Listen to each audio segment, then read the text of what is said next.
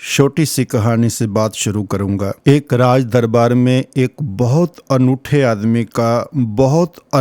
आदमी का आना हुआ। उस आदमी का अनोखापन क्या था? और उस आदमी का अनोखापन इस बात में था कि उसने उस सम्राट को कहा, तुम इतने बड़े पृथ्वी के अकेले मालिक हो, तुमसे बड़ा सम्राट कभी हुआ नहीं है। तो यह शोभा नहीं देता कि तुम मनुष्यों जैसे वस्त्र पहनो। जो कपड़ा और लोग पहनते हैं वैसा ही कपड़ा आप पहनो। मैं तुम्हारे लिए देवताओं के वस्त्र लाकर दे सकता हूं, क्योंकि तुम इस पृथ्वी के अकेले राजे हो। देवताओं के वस्त्र तो कभी देखे नहीं गए थे और ना ही कभी सुने गए थे।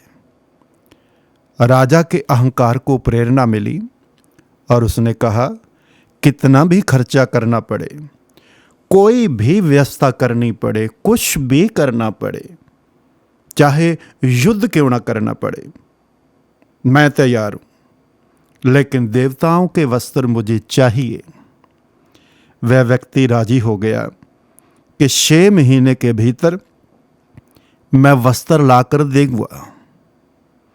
6 महीने लगेंगे वस्त्र को आप तक पहुंचने के लिए, लेकिन इस 6 महीने में जो भी खर्चा उठाना पड़ेगा वो खर्चा कितना भी हो सकता है, उसकी गिनती आपने कभी नहीं रखना और ना ही उसकी गिनती रखी जाए।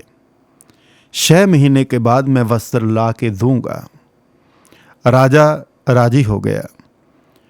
उसके दरबारियों ने समझा कि यह निरा धोखा है। देवताओं के वस्त्र कहां से लाए जा सकते हैं? यह सिर्फ राजा को लूटने का उपाय है। इसलिए दरबारी कुछ कर भी न सके। हजारों रुपए हर दिन वो आता और लेके चला जाता। दरबार से हजारों रुपए प्रतिदिन वो लेके जाता था, कोई उसको कह नहीं पाया। देवताओं तक पहुंचने की उसने कहा कि व्यवस्था करनी है राजन, इसलिए मेरे को पैसे चाहिए।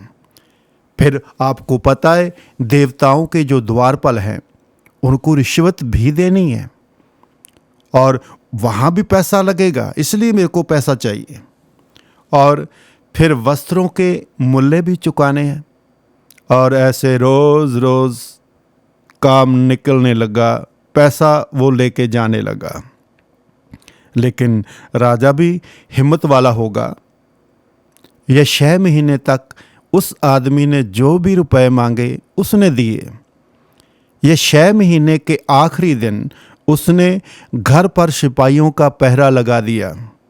बहुत संभावना थी कि वह आदमी भाग जाएगा, लेकिन वो आदमी भागा नहीं।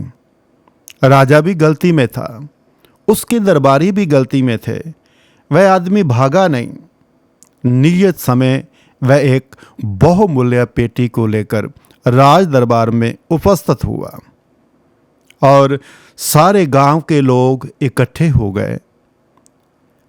दरबार में बड़ी चहल पहल थी। हर आदमी उत्सुक था कि देवताओं के वस्त्र देखने हैं और वो वस्त्र लेके आ गया है। देवताओं के वस्त्र पहली बार पृथ्वी पर आए थे और उसने जाकर बीच दरबार में अपनी पेटी रख दी। पेटी का ताला खोला और राजा से कहा, आप आगे आ जाइए और अपने वस्त्र उतार दीजिए। मैं देवताओं के वस्त्र देता हूं, इन्हें पहन लीजिए। लेकिन एक बात मैं बता दूं, देवताओं ने कहा है, मैं अपनी तरफ से नहीं कह रहा। पीछे से उन्होंने जब मेरे को वस्त्र दिए तब उन्होंने कहा, देवताओं ने, कि ये वस्त्र केवल उन्हीं लोगों को, उन्हीं मनुष्यों को दिखाई पड़ेंगे जो अपने ही बाप से पैदा हुए हैं। ये वस्त्र सभी को दिखाई पड़ने वाले नहीं हैं। जो अपने बाप से पैदा हुए हैं उन्हीं को ये वस्त्र दिखाई देंगे। ये कोई सामान्य वस्त्र नहीं है। तो जो अपने ही पिता से पैदा हुए हैं उनको ये दिखाई पड़ेंगे, दूसरों को नहीं पड़ेंगे। उसने वस्त्र निकालने शुरू किए। उसने कोट निकाला। उस पेटी में से उसके हाथ तो खाली दिखाई पड़ते थे। सारे दरबार के हर व्यक्ति को खाली दिखाई पड़ रहे थे। राजा को भी खाली दिखाई पड़ रहे थे। लेकिन उसने कहा, यह लीजिए कोट, अपना कोट अलग कर दें और इसे पहन लें। राजा को अपना कोट अलग कर देना पड़ा। हाथ खाली दिखाई पड़ रहे थे। उसने कोई कोट नहीं देखा। उसमें कोई भी कोट उसको दिखाई नहीं दिया था। लेकिन राजा ने सोचा, जब सारे लोग कुछ भी नहीं कह रहे कि बल्कि दरबारी जोर से तालियां बजाने लगे और कहने लगे, इतने अद्भुत वस्त्र कभी नहीं देखे गए। प्रत्येक को मालूम पड़ रहा था वस्त्र नहीं है। लेकिन कौन कौन ये कहलवाए कि अपने पिता से पैदा नहीं हुआ। ये भय, यह फियर अंदर काम कर रहा था। हर एक अंदर से डरा हुआ था। और जब सब लोगों को दिखाई पड़ रहे हैं तो मैं क्यों उलझन में पड़ूं, या अपने को उलझन में क्यों डालूं। यह कोई भी उलझन में पड़ना नहीं चाहता था। प्रत्येक ने यही सोचा। किसी को भी वस्त्र दिखाई नहीं पड़ रहे थे, लेकिन उलझन में पड़ने के डर से वो कह रहे थे कि वस्त्र बहुत सुंदर हैं। लेकिन उस दरबार में तालियां गूंजने लगी और वस्त्रों की प्रशंसा होने लगी। और प्रत्येक व्यक्ति दूसरे पड़ोसी से तेजी से प्रशंसा करने लगा, ताकि यह तय हो जाए कि वह अपने ही पिता का पुत्र हैं। राजा को भी मजबूरी थी। वह भी हंसा और उसने उस कोट की प्रशंसा की जो कहीं था ही नहीं। उसने अपना कोट उतार दिया और वह कोट पहन लिया। लेकिन राजा को पता न था कि बात और आगे बढ़ेगी। राजा का कमीज भी उतरवा लिया और कमीज उतार कर उसे झूठा कमीज पहनने को कहा कि ये आप पहन लो। उसको वो भी पहनना पड़ा। बात शुरू हो गई थी और अब बीच में इनकार करना बहुत कठिन था। धीरे धीरे राजा के सारे वस्त्र उतारे गए। वह नग्न खड़ा हो गया। सारा दरबार देख रहा था कि वह नंगा है, कोई वस्त्र नहीं है। राजा देख रहा था कि वह नंगा खड़ा है, लेकिन सारे दरबारी ताली बजा रहे थे और वह वस्त्रों की प्रशंसा कर रहे थे जो थे ही नहीं। और वह राजा भी मुस्कुरा रहा था। उसके प्राणों पर आ बनी। वह नग्न खड़ा है। लेकिन यह बात कहीं नहीं जा सकती थी कि मैं नंगा खड़ा हूं, क्योंकि बात अपने पिता पर आ जानी थी। अपने हाथों अपने पिता पर संदेह, अपनी बेइज्जती और अपमान, और इन सारे लोगों के सामने, अपने ही नौकरों चाकरों के सामने, और जबकि सारे लोग तालियां बजा रहे हैं। उस आदमी ने जो यह वस्त्र लाया था कहा, पृथ्वी पर पहली बार देवताओं के वस्त्र आए हैं और पहली बार किसी मनुष्य के यह सौभाग्य मिला है कि उसने पहने हैं। इसलिए उचित है कि आपका जुलूस निकाला जाए। पूरे राजधानी के लोग देख लें इन वस्त्रों को, इसलिए जुलूस निकाला जाए। वह नग्न राजा बहुत घबराया, लेकिन मजबूरी थी। उसे राजी हो जाना पड़ा और उस नंगे राजा का जुलूस उस दिन उस राजधानी में निकाला गया और उस नगर में हर आदमी ने ताली बजाई और कहा कि यह वस्त्र बहुत सुंदर हैं। ऐसे वस्त्र कभी देखे नहीं गए। धन्य है हमारा राजा। और हर आदमी जानता था कि राजा नंगा है, लेकिन किसी आदमी में कहने का यह साहस नहीं था कि राजा नंगा है और वस्त्र नहीं है। कौन इसे कहता और कौन इस बात को अपने ऊपर लेता? कौन इस जिम्मेदारी में पड़ता? सभी भयभीत हो गए।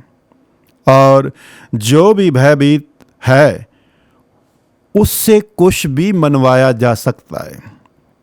भय कुछ भी मानने को राजी हो सकता है और ऐसे वस्त्रों को मानने को राजी हो सकता है जो कहीं नहीं है।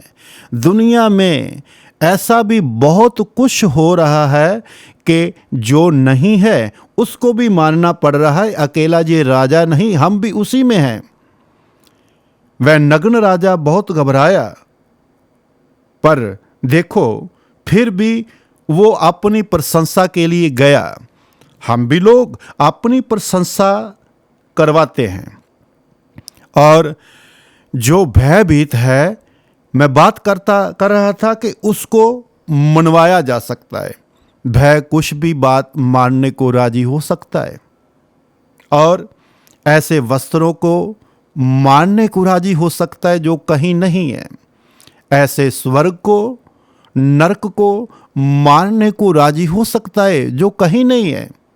और कबीर तो ऐसी बात कह रहे हैं कि कबीर स्वर्ग नरक ते मैं रहे हो सतगुरु के प्रसाद, कि ना तो मेरे को स्वर्ग का लालच है ना मेरे को नरक का डर है।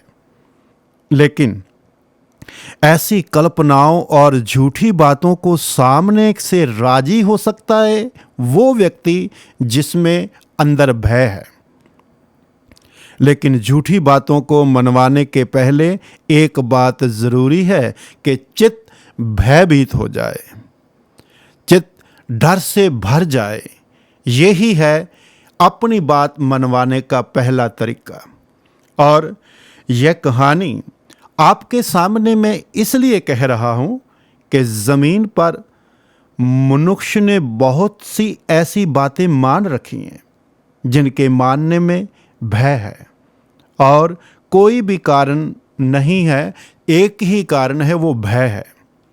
और उस राजधानी में जिन लोगों ने उन वस्त्रों की तारीफ की थी, वह अपने को उन लोगों से भिन्न मत समझ लेना कि आप उनसे भिन्न हो। जो वहाँ तारीफ कर रहे थे, आप भी उनमें से हो। आपने भी बहुत से ऐसे वस्त्रों की तारीफ की है जिनका कोई अस्तित्व नहीं है। आप भीड़ के पीछे चलते हो। भीड़ बहुत बड़ी कमजोरी बन जाती है। भय और भीड़ और चारों तरफ एक ही बात को कहते हुए लोग फिर इतना साहस जुटा पाना मुश्किल हो जाता है कि आप अकेले खड़े हो। आप कहते हो और भी लोग तो हैं, वो भी यही कह रहे हैं, इसलिए आपको वह बात माननी बड़ी आसान हो जाती है। और उस राजधानी में भी कोई इतना साहस नहीं जुटा पाया था। एक छोटे से बच्चे ने हिम्मत की थी और अपने पिता से कहा था, पिताजी मुझे तो राजा नंगा दिखाई पड़ रहा था। देखिए सामने आप कि राजा नंगा है, मेरे को नंगा दिखाई पड़ रहा है। और पिता ने कहा, चुप चुप रह, तू नासमझ है, तू कुछ भी नहीं जानता। मैं अनुभव से कह सकता हूं कि मेरी उम्र जो है उसमें मैंने बहुत कुछ सीखा है। अपने अनुभव से मैं कह रहा हूं। और मैंने ये बाल धूप में नहीं पका लिए। वस्त्र हैं, बहुत सुंदर हैं। और चुप रहे और यह बात मत उठा, तू अभी बच्चा है। और इसमें एक बात और भी है। प्रहलाद जो कि कक्षा में पढ़ता था और सभी और चारों ओर यही कहा जाता था कि हरनाकश परमात्मा है, हरनाकश रब है। अपने जोर से सभी लोगों को कहलवाया था हरनाकश रब है। और उसमें भी एक बच्चा जिसने कहा कि मैं नहीं मानता हरनाकश रब है। और प्रहलाद को बहुत सी तकलीफ दी गई, लेकिन वो माना नहीं। यहाँ भी एक बच्चा वो कह रहा है कि नग्न है राजा। बच्चे कभी कभी सच्ची बातें कहते हैं और बूढ़े उन्हें रोक देते हैं। नहीं, वो बच्चे इसलिए सच्ची बातें कह देते हैं क्योंकि बच्चों को पता नहीं है उस भय का जो बूढ़ों को पता है। और बच्चों में भी वह समझदारी नहीं आई, वह समझदारी जिसका चालाकी दूसरा नाम है। वह क्निंगनेस अभी उनमें पैदा नहीं हुई जो झूठी बातें कह दें, जो झूठी बातों को सच कह सकें। उन्हें कई बार सच्चाई दिखाई पड़ जाती है बच्चों को। एक छोटे से बच्चे को मंदिर में ले जाएं और एक मूर्ति के सामने कहें कि भगवान है। और मैंने देखा है एक बच्चा मेरे सामने गुरुद्वारे में गया और गुरुद्वारे में उनको कहा कि ये गुरु हैं।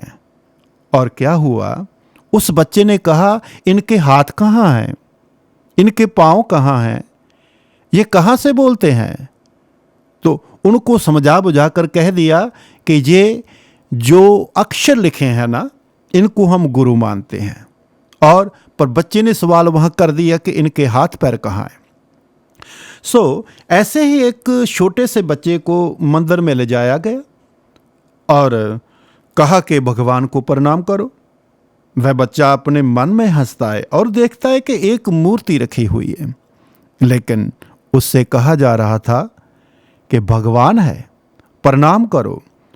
और अगर वह बच्चा कहे कि मुझे तो पत्थर की मूर्ति दिखाई पड़ती है, भगवान नहीं, तो हम कहेंगे तू ना समझ है, तुझे अभी पता नहीं है।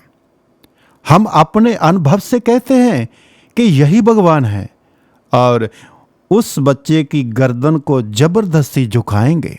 आपने देखा होगा कई बार ऐसे बड़े बच्चों को जबरदस्ती झुका कर कहते हैं कि माथा टेको। और थोड़े दिनों में बच्चा भी बड़ा हो जाएगा, समझदारी में बड़ा हो जाएगा। और जो आदमी समझदारी में जितना बड़ा हो जाता है उतना चालाक हो जाता है, उतनी सच्चाई से दूर चला जाता है। उस गांव में सब लोग समझदार थे, इसलिए किसी को भी नहीं कहा, किसी ने भी ये बात नहीं उठाई कि वस्त्र झूठे हैं।